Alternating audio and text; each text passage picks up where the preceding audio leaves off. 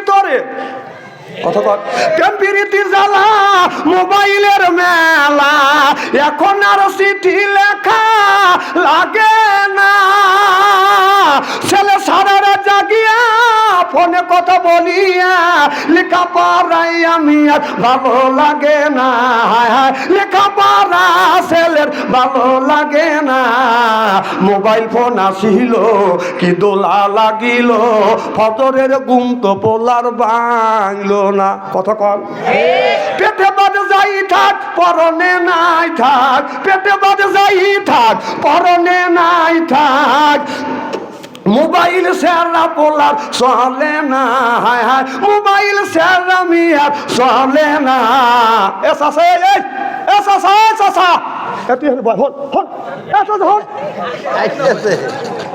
এই কি তুই যা দুইয়ে যাবে ও দুইয়ে যাবে না বিড়ি খেয়ে যাচ্ছে ও আমি এখনই বুঝি না আচ্ছা তোমরা তো আমার দেখছো যে আমার মাহফিলে আসা যায় বসা যায় যাওয়া যায় পেশাব আসলে এখানেই মুতবে তুমি ভাবছো যে বাইরে আমি মানুষের ডালা ধরি আর এখানে ধরি অত হস্তা না তুই আব্বাসের বেটা তোকে এখন ছেড়ে দিলাম তুই আবার আয় তোকে শুধু আবার যাওয়া দেখি ও মিস কল দিছে আরও চলে যেতেছে ওখানে আমরা বুঝি না মাথা বাইতো জোর কর নারায়ণ তাকবীর কি জানে বলতেছিলাম ও ওয়াজটাই নষ্ট করে থুয়ে গেল কথাগুলি বোঝেন দেখেন আমার কথা কোরআন আর হাদিসের সাথে মিল আছে কিনা আচ্ছা সেই কথাটাই বলতেছি তাহলে কি জানে বলতেছিলাম মোবাইল আমার ভাইয়ের আমার এই মোবাইল আল্লাহ নবী বললেন ইয়ার বলিন বিদ্যা উঠে যাবে এক সুরুল জাহিল জাহিলিত বর্ষিত হবে আল্লাহ রাসূল হাদিস শরীফের মধ্যে বলতেছে ইয়ার বলিন বিদ্যা উঠে যাবে এক সুরুল জাহিল জাহিলিত বর্ষিত হবে সেই অবস্থা আজ সোনার বাংলার জমিনে বাদান হচ্ছে আইলো এ কি জামানা বুঝাইলে বুঝাছে না পিতা মাতার পেটে বাপ নাই ছেলে প্রেমের দিওয়ানা দিওয়ানা মোবাইল ছাড়া চলে না মায়ে বলে রব্বানা বাবাই বলে জানলাম না আল্লাহ বলে শুনলাম না বাইরে গেল যন্ত্রণা জোরকান ঠিক কিনে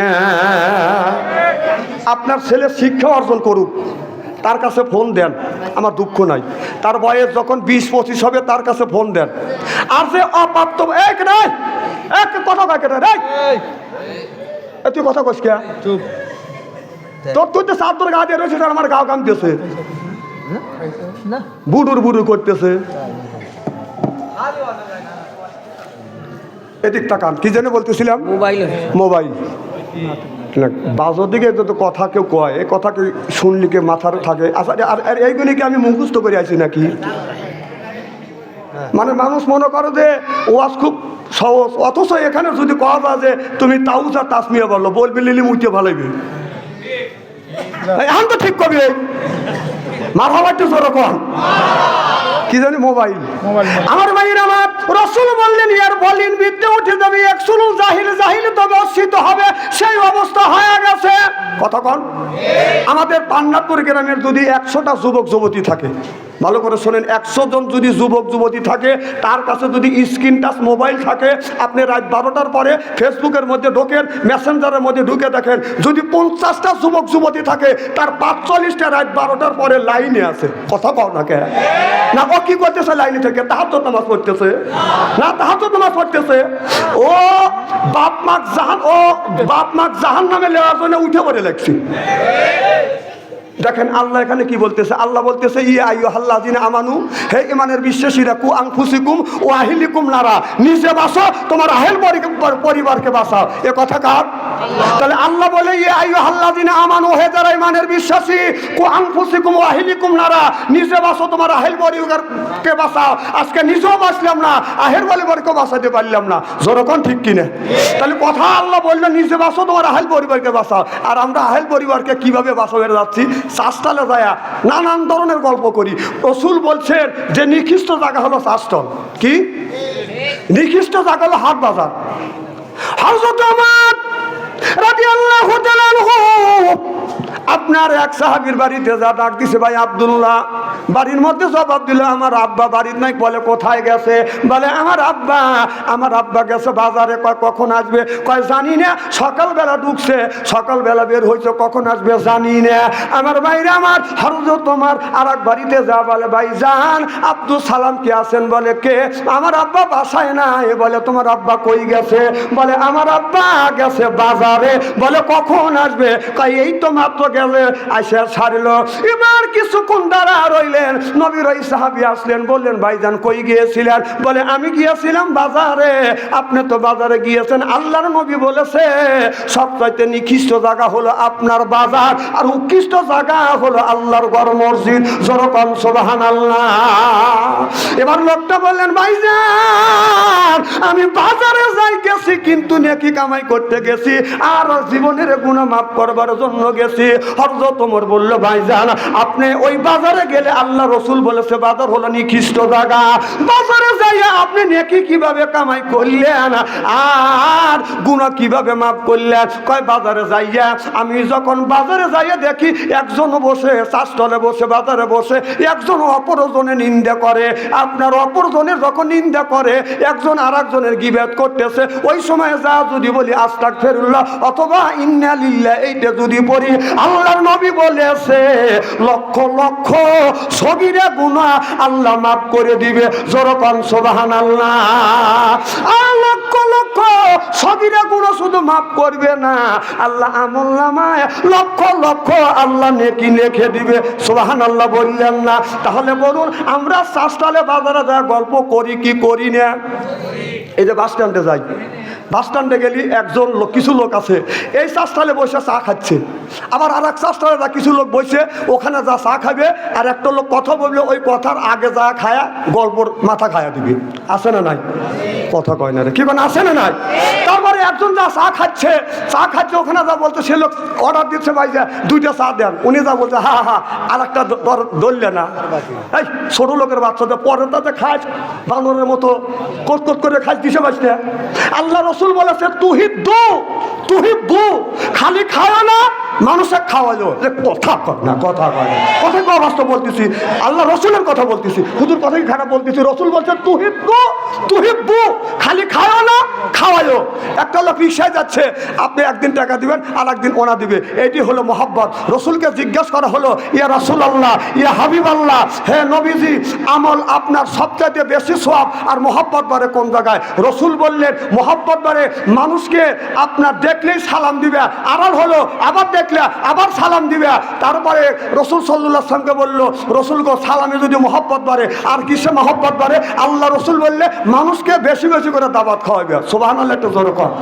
আর আমরা যদি দাওয়াত খাই পরের বাড়ি, আমার কয় হুজুররা পরের বাড়ি খায় লুঙ্গি খুলে খায়। যদি আস্তে আস্তে জোরে জোরে হাইটে যায় বলে যে হুজুররা দাওয়াত পাইছে, যদি আস্তে যায় কয় এমন খাওয়া খাইছে লবির পাইতেছে না।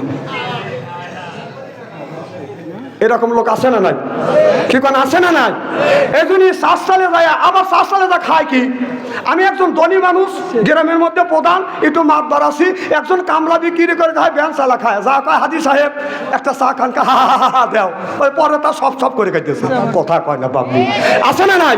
তাহলে বলছে একটা পান খাও, পান খা, ওটাও সব করে খাইতেছে। কারটা খাচ্ছে সে কামলা বিক্রি করে রিক্সা চালায়, কয়েকটা সিগারেট কাকা দেওয়া এমনি টানতেছে, সে সব করে পানও খালি চাও খালি আবার বিড়িও দিয়ে ঢুকালি। আমার কথা কি বুঝতেছেন? মাইন্ড করেন না।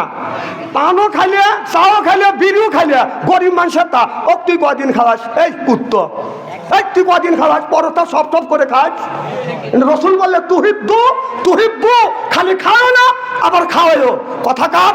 আল্লাহ রসুল বলছে। আমার কথাটি একটু কড়া করে লাগতেছে তাই না? না কড়া হলে কথা সত্য। আসেন এরকম লোক। আবার চাষতলে এক চাষতল থেকে শুরু করে আপনার বাস স্ট্যান্ডের উত্তর মাথাতে শুরু করে যতগুলি চাষতলা দেবে 5জন 10জন যেখানে লোক বসা দেখবেন ওই জায়গায় যায় গপ্প করে, ওই একটা লোক গপ্প করবে, ওই গপ্পর মাথা খাবে। সোপার দাঁত খোলা দরকার।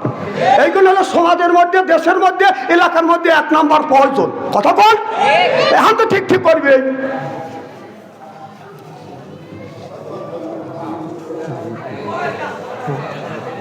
একটু পরে করি, একবারে পড়লে সময় আছে।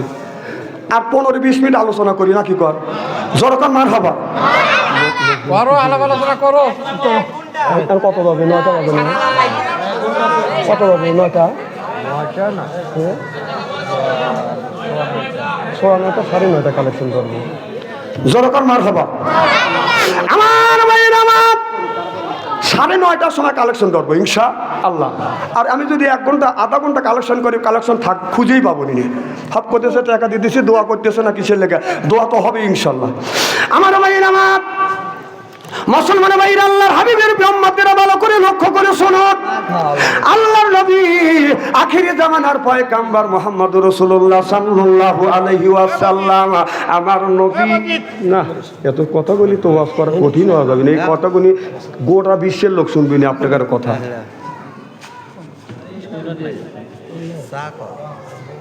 আচ্ছা, চা এনে লয় করে দেন।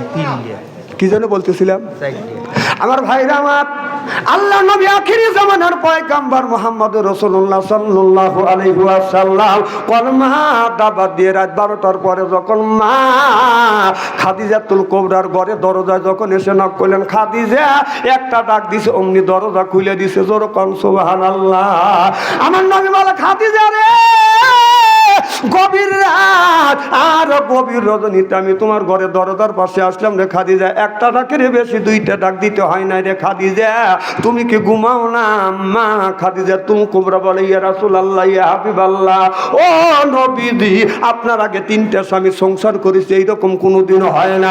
নবী গো, যতদিন ধরে আপনার সাথে ঘর সংসার করতেছে, আল্লাহর কসম করে বলতেছি, আপনার আগে কোনোদিন বিছানায় পিঠ দিয়ে ঘুমোতে যাই নাই। সিল্লাকান আল্লাহু আকবার। আল্লাহ বিবি খাদিজাতুল কুবরা বললো, আপনার আগে কোনোদিন বিছানায় পিঠ দিয়ে ঘুমোতে যায় নাই। আর আমাদের গুনি ঘরে ঘরে যে একটা করে খাদিজা আছে, বাড়ি যা দেখবেন যে আপনি বাড়ি গেছেন, উনি লুইটে বুইটে ঘুম পাড়তেছে। সর্বনাশা বাড়িতে আজকে ভাবছি। তাহলে হ্যাঁ বিবি আর আমাদের গুণ স্ত্রী। আমার নবী বলল, খাদিজা একটা ডাকের বেশি 2টা ডাক দিতে হয় না।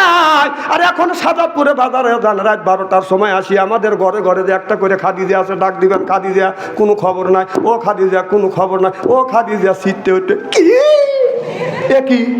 তাহলে হ্যাঁ খাদিজা, হ্যাঁ খাদিজা, এটা খাদিজা না, এটা হলো থানার দারোগা। আমরা ভাবি এটা স্ত্রী, কিন্তু সুযোগ পালে আমাদের স্ত্রী করে। কথা বল, সংসার চালা পুরুষ জাতি, নারী লাগায় পেট, প্রত্যেক বাড়ি হয় গো খেলা, আলি ফারি সেরা ম্যাচ। জামাই বা যখন জ্বর গাওয়ায় কি হয়?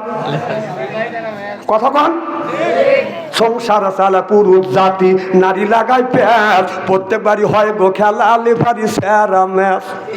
ঘরে জ্বালা বাইরে জ্বালা, জ্বালার নাইকা শেষ, নারী জাতি নষ্ট করলো সোনার বাংলাদেশ। প্রেম প্রীতি ভালোবাসা ঢুকছে ঘরে ঘরে, প্রেমের জন্য অনেক যুবক বিষ খাইয়া মরে। প্রেম প্রীতি ভালোবাসা নারী করছে শুরু, হিসাব করে দেখলাম নারী প্রেমের নাটের গুরু। আমার ভাইয়ের, আমার মুসলমান ভাইয়ের, আল্লাহর হাবিবের উম্মতেরা ভালো করে লক্ষ্য করে শোনো। আমলের নিয়তে বাদান শুনতে হবে। আমরা যারা কোরআনের মাহফিলের মধ্যে আসছি, আল্লাহর বান্দার করব না কোনো রকমের দান্দা। আমরা যারা কোরআনের মাহফিলের মধ্যে আসছি, আল্লাহর বান্দার করব না কোনো রকমের দান্দা। কোরআনের সাথেই থাকবো বান্দা, এই জন্য হচ্ছে আমরা আল্লাহর বান্দা। আল্লাহ বলে, ফাদখুলি ফি ইবাদি, ও দুনিয়ার মানুষেরা যদি ইবাদত করতে পারো, নামাজ পড়তে পারো, রোজা রাখতে পারো, হজ করতে পারো, যাকাত দিতে পারো, আল্লাহ বলে ওয়াদখুলি জান্নাতি। আল্লাহ বলে, বান্দারে ইবাদত করবে তুমি, আর বেহেশত দেব আমি আদর করে করে। আল্লাহ জান্নাতে নিবে। আমাদের বাড়িতে যদি মেহমান আসে, আত্ম পাইলে করি আমরা আদর, পাইলে দিই বিদেশি সাদর। আত্ম মনে করে হাই রে আমার কদর, এরপরে আনে বাদান খানা, একটাও তো ডাক না ছাড়া না। খাবারের পরে দেয় বাদান দই, খায়া তো বাদান হইসই, তারপরে দেয় পেপসি কোকো কোলা, খায়া তো মনের মধ্যে দেয় দোলা, তারপরে খাই একটা পান, খায়া তো আসে মনের মধ্যে গুনগুননে গান, তারপরে খাই এক খাবলা হাকিমপুরি জর্দা, শরীর তার গামিয়া যায়, বুঝায় আমি বড় মর্দা।